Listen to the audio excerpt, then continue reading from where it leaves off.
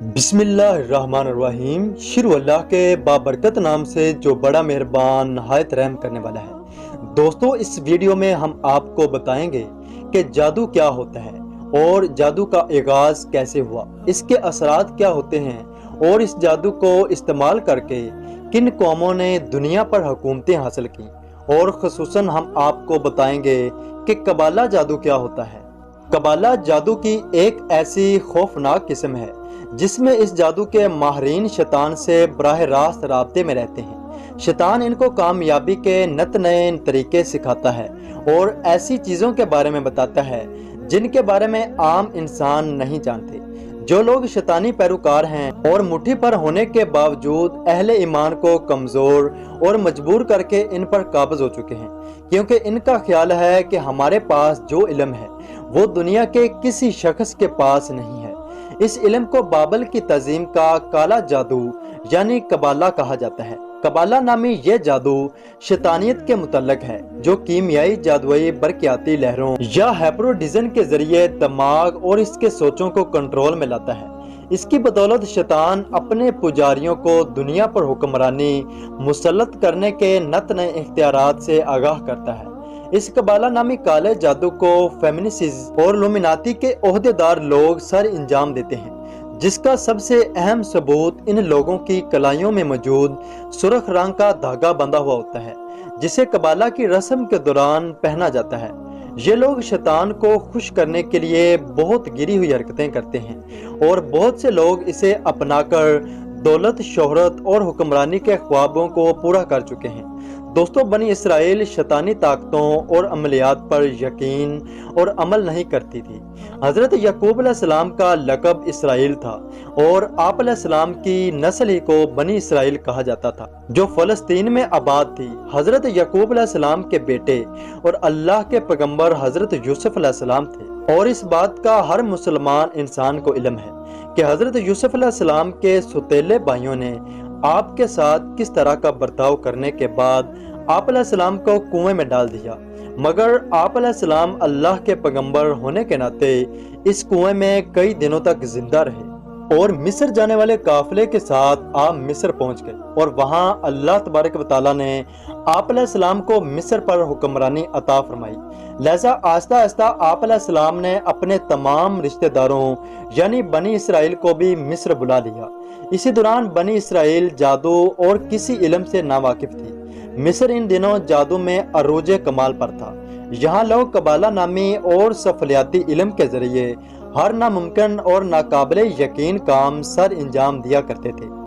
सामरी जैसे जादूगर जिनका जिक्र और जादू का करतब कुरान पाक में भी मौजूद है। सामरी भी इस जमाने में मिस्र में रहता था और हजरत मूसा अलैहिस्सलाम के मुकाबले में आया था। इस वक्त आपका मिस्र पर हुक्म चलता था और मिस्र के बादशाहों को फ़िरौन का लक़ब दिया जाता था। इस वक्त के जादूगर फ़िरौन को कबाला नामी काले जादू के जरिए शैतान से राब्ता करके दुनिया पर हुक्मरानी के रोज नए तरीके सिखाते। दोस्तों, तमाम तामीरात बनी इसराइल से करवाई जाती और इन पर फ़िरौन बहुत जुल्म सतम करता और वहाँ उन्हें जलील जिंदगी गुजारने पर मजबूर कर दिया।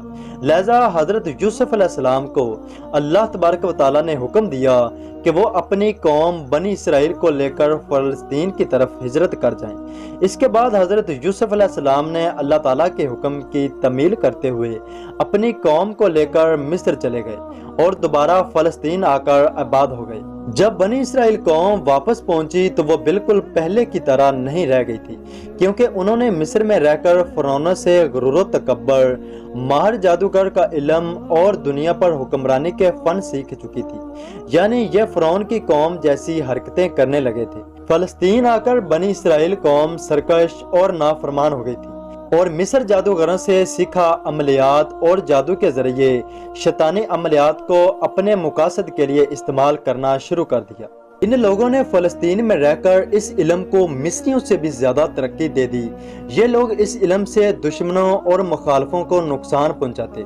जादू का यह दौर इसी तरह गुजरता रहा, यहाँ तक कि हजरत सुलेमान अलैहिस्सलाम के दौर तक जा पहुंचा। हजरत सुलेमान अलैहिस्सलाम अल्लाह ताला के बरगज़ीदा नबी थे।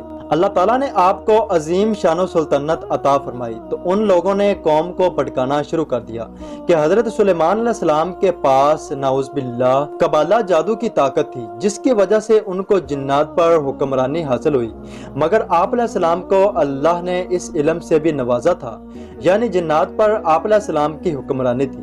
حضرت سلیمان علیہ السلام کے بعد لوگوں نے قبالہ جادو کو روحانیت کا درجہ دیا اور جادو پر لکھی تمام کتابوں کو ہیکل سلیمانی میں مقدس کتابوں کا مقام دے کر رکھا جانے لگا، لہذا اس قوم پر اللہ تعالیٰ کا عذاب نازل ہوا۔ حضرت سلیمان علیہ السلام کا تعمیر کیا ہوا ہیکل پہلے بخت نصر کے ہاتھوں اور بعد میں ٹائٹس کے ہاتھوں مکمل طور پر تباہ ہو گیا۔ یہاں موجود تمام یہودی اور بنی اسرائیل کو بھی قتل کر دیا گیا۔ یوں یہ بنی اسرائیل قوم پورے کرہ ارض پر منتشر ہو گئی۔ جادو کی سب کتابیں ہیکل کے ملبے تلے ہی دب کر رہ گئی۔ 1118 عیسوی میں ان میں سے باقی بچے یہودیوں نے مل کر یروشلم میں ایک جنگجل تنظیم کی بنیاد رکھی۔ در حقیقت ان کا مقصد یہ تھا کہ ہیکل سلیمانی میں موجود ملبے تلے دبی ان جادو کی کتابوں کو تلاش کرنا تھا، جن کے یہ لوگ کبھی طالب علم رہے تھے۔ دوستو 1860 عیسوی میں جب برطانوی فوج کے 2 انجینئرز نے جب حرم شریف کی کھدائی کی تاکہ سروے کر سکیں تو وہاں انہی سرنگوں کا ایک جال نظر آیا۔ یہ سرنگیں ایک انگریز نے جادوئی کتابیں ڈھونڈنے کے لیے کھودی تھی، جس کا نام ٹمپلیٹ تھا، اور آخرکار وہ ان جادوئی اثرات والی کتابوں کو حاصل کرنے میں کامیاب ہو گئے۔ ان کتابوں میں کالا جادو اور دوسری جادوئی اثرات والا علم موجود تھا۔ ان کا اصل مقصد ان جادوئی طاقتوں کو حاصل کر کے پوری دنیا پر حکومت کرنا تھا۔ انہوں نے عیسائیوں کے ساتھ مل کر جنگیں لڑی۔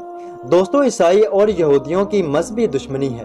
ان کی دشمنی کی اصل وجہ یہ ہے کہ عیسائی سمجھتے ہیں کہ ان یہودیوں نے نبی حضرت عیسیٰ علیہ السلام کو سولی پر چڑھایا تھا۔ جب عیسائیوں کو اس بات کا علم ہوا کہ ٹمپلیٹ ایک یہودی ہے تو اس کو مارنے کا ارادہ رکھنے لگے اور مجبوراً یہ بنی اسرائیل کو چھوڑ کر سکاٹ لینڈ کی طرف ہجرت کر گیا اور ٹمپلیٹ وہاں سے رہنے والے لوگوں کو اپنی طرف مائل کرنے لگا اور آخرکار اس کو 1128 میں مذہبی طور پر تسلیم کر لیا گیا۔ اس طاقت سے فائدہ اٹھاتے ہوئے وہ لوگ دنیا پر ہی قابض ہونا شروع ہو گئے۔ اب یہ تنظیم دنیا کے ترتیب یافتہ اور تجربہ کار لوگوں پر مشتمل ہو گئی۔ اس تنظیم کے لوگوں کا سربراہ کو گرینڈ ماسٹر کہتے تھے اور اس کا حکم بہت ہی اہمیت رکھتا تھا۔